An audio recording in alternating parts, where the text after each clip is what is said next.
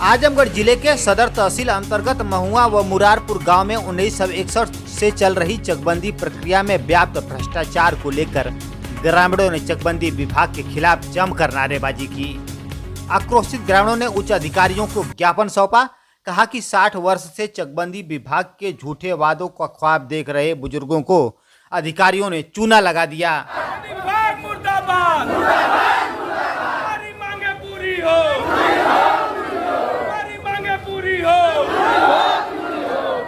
Collectorate भवन के बाद सदर तहसील में प्रदर्शन कर रहे ग्रामीणों ने बताया कि विभाग ने हम किसानों के चक को छिन्न भिन्न करते हुए अनेक मालियत में भारी गड़बड़ी की है।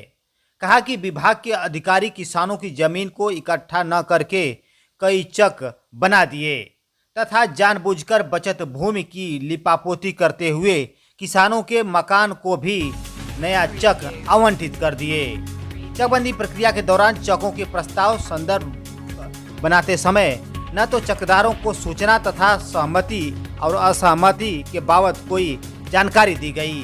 कहा कि ग्राम सभा में चक रोड, चकनाली आदि की सुविधा भी नहीं हो पाई तथा ग्राम सभा की बहुमूल्य बचत भूमि को कतिपय लोगों के प्रभाव में आकर बड़े रकबे के आधार पर उन्हें आवंटित भी कर दिए।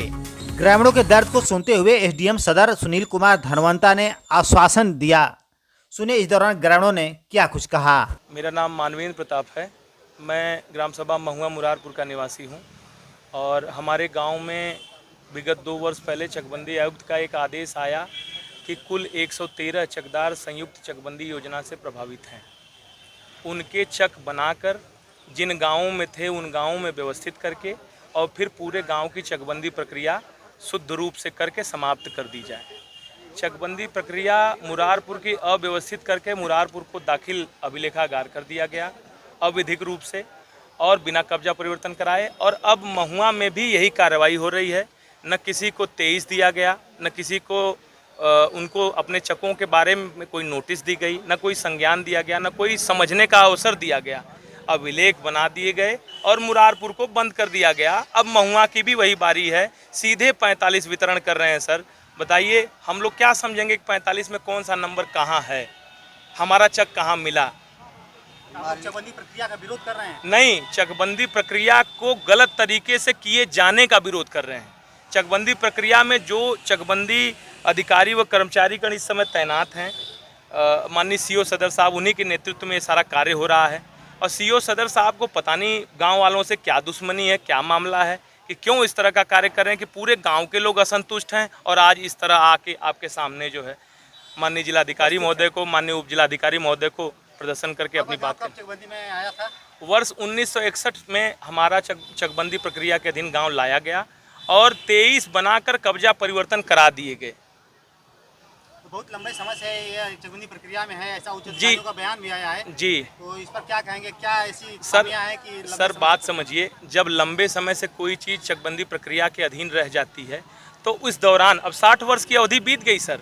दादा चले गए, पोता आज मौके पर मौजूद है और उसने जहाँ ट्यूबवेल बनाया, मकान बनाया, ज़मीन खरीदी, अब उससे उसको बेदखल किया जाएगा। कितनी तकलीफ होगी सर उसको, आप ही बताएं सर। तो क्या उसके संदर्भ की मालियत और उसकी व्यवस्था की मालियत उसको वहीं न दी जाए? क्या यह न्याय प्रक्रिया नहीं है? यह नैसर्गिक न्याय नहीं है सर?